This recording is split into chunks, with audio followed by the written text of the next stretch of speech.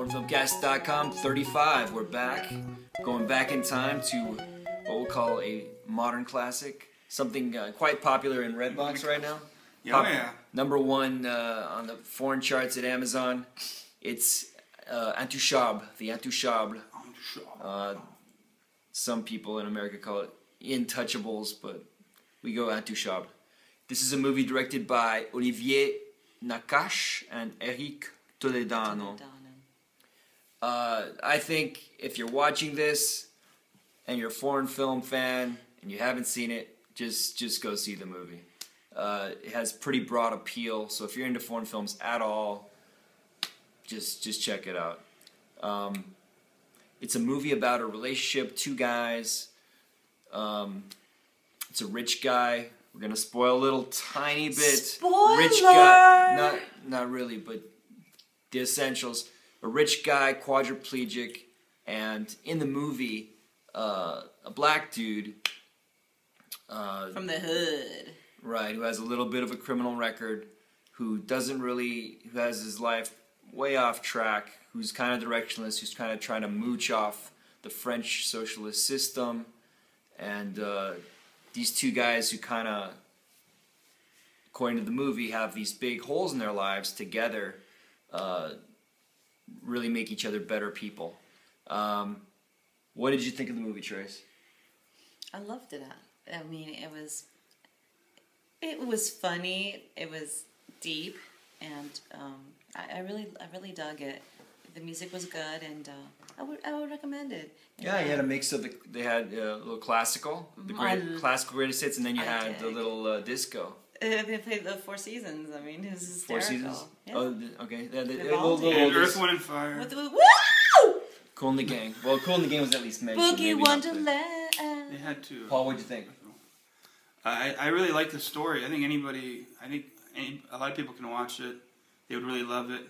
Mm-hmm. And great acting. I love I don't know what they did with the film, but it was really excellent, quality with the pictures and the scenery, cinematography. The way it was shot, right? The story is excellent. The acting was excellent. And I think it's a great movie to watch. It was a great script. It keeps your attention, because of the relationship of the two guys, they grow with each other. Right. And I was laughing like throughout the movie. It was good humor, great comedy, good music. So they had great chemistry. Yeah, so I recommend it, and I don't know.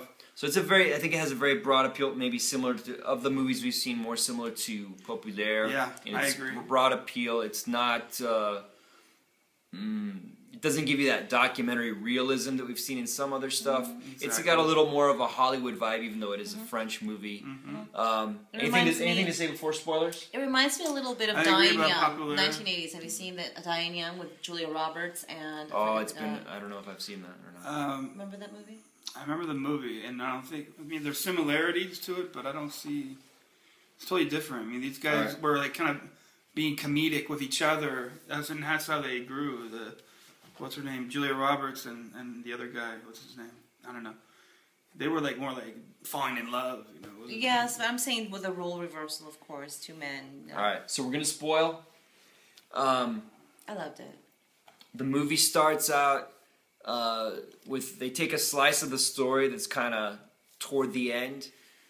It's a part of the story where Philippe is depressed at the separation from his buddy. It's a buddy movie, He's separated from Driss, is the black dude, and he's going through Driss withdrawals. And one of the other ladies that works for Philippe calls up Driss, said, he needs you. Come on back. He's in a bad stage. Mm-hmm. And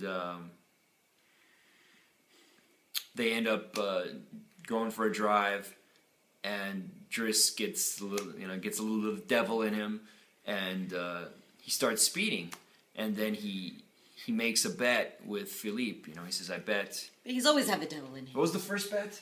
I can't remember the first bet. I think the first bet is, "I bet I can get the cops on me,something like that." And the second bet is, "I bet I can get." We get out of it and get an escort. Get an escort. I bet you 200. 200 quid. So they make the bet, and they get pulled over dramatically by the cops, and Philippe starts shaking and foaming at the mouth. He's all like spitting. And so he gets pulled over. The cops, say, "What the hell?" And he's like, "We're going to the hospital here, man. You're messing us up. You're delaying things. This guy's gonna be dead in 5 minutes." Yeah, he gets out of it. And so they get an escort to the ER, and The whole... It's pretty Hollywood because they're like, "Okay, man, all right," and then they just leave the guys there at the hospital. You were like, so big, that would never happen. The police take off, and then they go, "We fooled them," laugh, and you were saying, no, you were saying, no, that would never happen. Well, of course, they would escort him into right there. Wait. Of course, the cops use stretchers in hospitals. I thought they use a gurney. The natural thing, the cops are gonna. It's France, okay? It's France. The cops are gonna deliver the guy to the docks, and you're not gonna just say, "Okay, you guys okay? All right, we'll take off now." But whatever. It's fun though. Suspension of disbelief. Yeah. What about those medical things that would never happen, right? You had issues too with that. A lot of so those it's got a little more of that Hollywood gloss on it, but the Driss character has a lot of charisma. Yeah. He's a silly guy. He's a ham. He's got very little filter, so he's willing to say all kinds of things that nobody else says. Off and filter. That's kind of one of his attractions to Philippe. That everybody is walking on eggshells with Philippe, and this guy doesn't care. This he lays guy's it all like, out. he treats him like a duty. He's constantly handing him things, even though Philippe's a quadriplegic and is never gonna reach out his arm. And there is a scene I thought was especially funny where Driss is kind of in disbelief. This guy's faking it. He's not really quadriplegic. No, so he gets the tea kettle or whatever. The tea kettle. He tests it on his legs. It's like he's not budging here. And he starts pouring the scalding water. And the other lady comes in. You're gonna burn the guy. What are you doing? Pretty funny stuff. I thought another good part was when they're at the opera and they start singing. Like remember the German opera? It was a black guy. A black guy that draw. Pretty funny. Opera singing. The guy singing as a tree. Because the guy's a tree. The etiquette is that you can't say anything. You can't speak or anything, but he doesn't care. He's laughing out loud, bothering everybody. Oh my god. Any other comments, Trish? It was just comedic through and out, which is fantastic because the subject matter is pretty grim. Well, I think he always kind of made things. He took Philippe out of the comfort zone. He was always breaking barriers of etiquette. So 2 criticisms that I am aware of. One, this is based on a true story, and I'm pretty sure.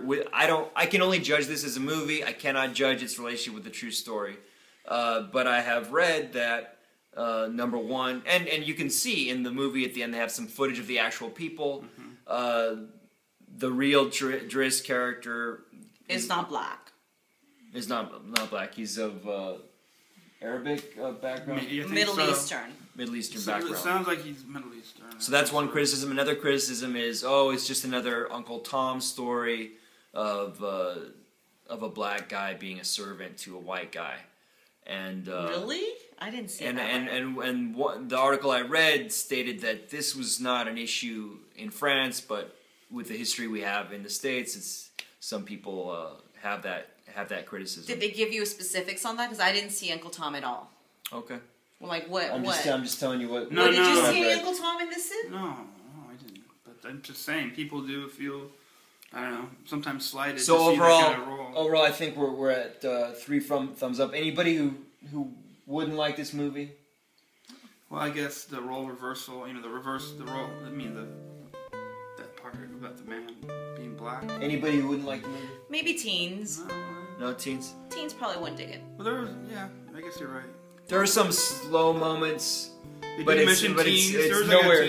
It's nowhere near as slow as a typical French movie. But yeah, if you're gonna have ADD to the ultras, it's not Iron Man. But it was a little bit lengthy too for what it was. It was lengthy, it was good. It kept your attention. Yeah. There was issues with that he was looking for a girlfriend. He had a relationship. All right, so maybe teen with a little more taste, a little more mature taste, a willingness to explore the subtitles, etc. I agree. But yeah, if a teen's open to subtitles, give it a shot. And it's also a date movie. It could be a date movie too. There you go. All right, guys, signing off. Cheers. Cheers.